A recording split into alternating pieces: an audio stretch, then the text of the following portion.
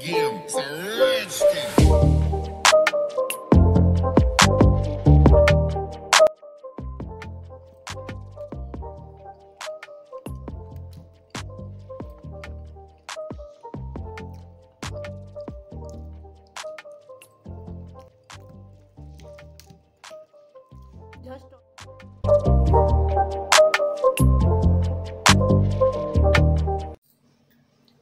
আজ ছটপট করে ভাবছি বানিয়ে ফেলবো একটা ডিমের আইটেম মানে আজকে ভাবছি ডিমের যে ডালনা হয় তো সেই ডিমের ডালনাই বানাবো, কেননা আজ না ঠিক মুড নেই কোনো কিছু রান্না করার। তো যেটাই বানাই না কেন তোমাদের সঙ্গে শেয়ার করব ঝটাপট করে। তো ঝটাপট করে কি করে ডিমের ডালনা করা যায় আর একটু নতুনভাবে আর ভীষণ টেস্টি হবে সবটাই তোমাদের সঙ্গে শেয়ার করব। তো চলো দেখতে থাকো, আর কীরকম লাগে অতি অতি অতি অবশ্য জানিও, আর কমেন্টস করো, একটা লাইক করো ভালো লাগলে।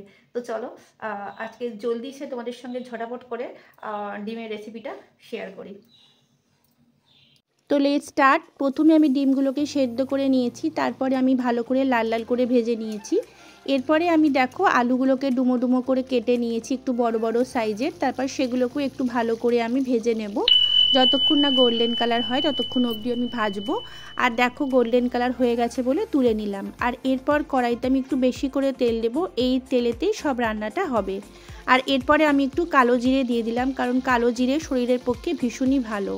আর কেটে রাখা ডুমো ডুমো করে পেঁয়াজ অল্প পরিমাণে, আর তার সঙ্গে 3টে কাঁচা লঙ্কা চেরা আমি এর মধ্যে দিয়ে ভালো করে একটু নাড়াচাড়া করে নেওয়ার পরে আমি একটা পেস্ট বানিয়ে রেখেছি, সেই পেস্টটা দিয়ে দেবো।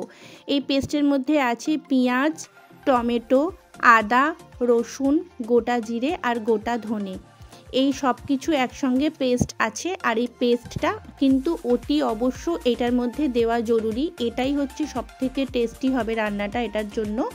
তো এটা দিয়ে আমি ভালো করে কিন্তু নাড়াচাড়া করে নেব। তারপরে কিন্তু এর মধ্যে যা যা মশলা দেওয়ার, পরিমাণ মতো হলুদ, পরিমাণ মতো একটু জিরে যেহেতু আমি দিয়েছি বাটা তাই একটুখানি পরিমাণ মতো দিলাম।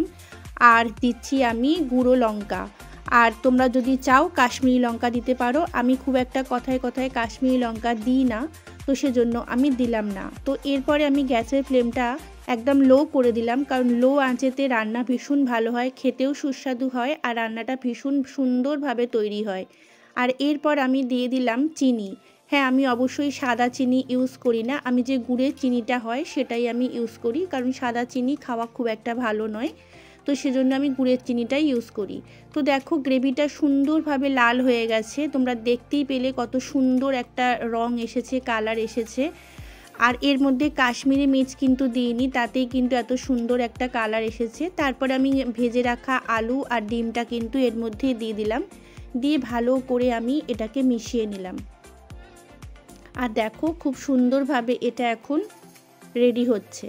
তো দেখো এটা সুন্দরভাবে হওয়ার পর কিন্তু আমি এর মধ্যে ওই বাটিটা ধোয়া জলটা দিয়ে দিলাম যার মধ্যে মশলাটা ছিল।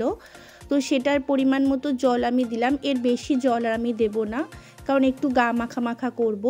আর এরপরে আমি দিয়ে দিলাম স্বাদ মতো নুন, আর দিয়ে দিচ্ছি কেটে রাখা ধনে পাতা। এই ধনে পাতাটা দেওয়ার পর একটুখানি ভালো করে মিশিয়ে নেব। তারপর কিন্তু আর কোনো কিছু সেরকম কাজ বাকি নেই, আমি এটাকে জাস্ট সেদ্ধ হতে দেব। তো চলো এবার আমি চাপা দিয়ে দিই, খানিকক্ষণ পর আমি 10 মিনিট পর এটা খুলবো। খোলার পর দেখো কীরকমভাবে সেদ্ধ হয়ে গেছে। হ্যাঁ, এটা একদমই রেডি হয়ে গেছে, আর খুব সুন্দরভাবে একটা সুন্দর স্মেল আসছে। সেই স্মেলটা শুধু আমিই পাচ্ছি, তোমরা পাচ্ছ না।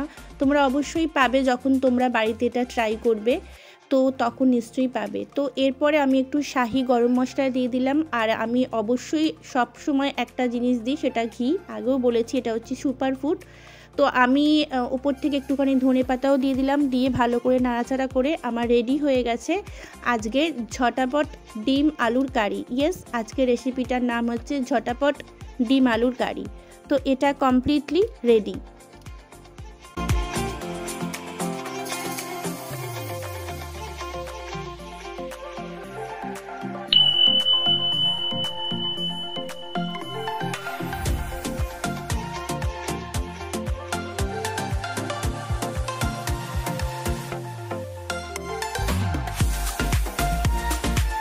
তো সব রেসিপিটা শেয়ার হয়ে গেল তোমাদের সঙ্গে, দেখলে কেমন করে করলাম। তো চলো এবারে খাবার পালা। খাওয়াটা তো একটুখানি মানে ইচ্ছা করে তাড়াতাড়ি। তো চলো, তার সাথে করেছি কয়েকটা আইটেম আরও, সেগুলো তোমাদের সঙ্গে শেয়ার করিনি। তো চলো ঝটাপট করে খেয়ে নিই। আর এই পুরো রেসিপিটা যদি তোমাদের ভালো লেগে থাকে অতি অবশ্য একটা লাইক করো, আর শেয়ার করো, কমেন্টস করো। ভালো লাগলে অতি অবশ্য করো। আর যারা নতুন বন্ধু আসছো তারা কিন্তু অবশ্যই একটা সাবস্ক্রাইব করে পাশে থেকো, যাতে আমি আরও পথ চলতে পারি, এগোতে পারি। তোমাদের ভালোবাসার সাথে থাকলে তবেই চলতে পারবো। তো চলো আর কথা না বাড়িয়ে এবার খাওয়া যাক। ভীষণ খিদে পেয়ে গেছে, তো আর বেশি কিছু বলবো না। খাওয়ার পর তোমাদেরকে রিভিউটা দিচ্ছি। অবশ্যই কিন্তু তোমরা দেখার পর একটা লাইক করো ভালো লাগলে। তো আজকের মতো এই পর্যন্ত। Tata, love you all. তো নেক্সট রেসিপির জন্য ওয়েট করে থেকো।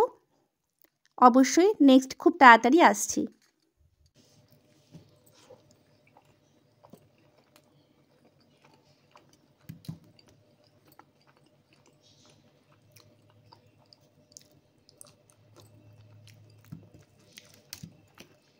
জাস্ট অসাধারণ।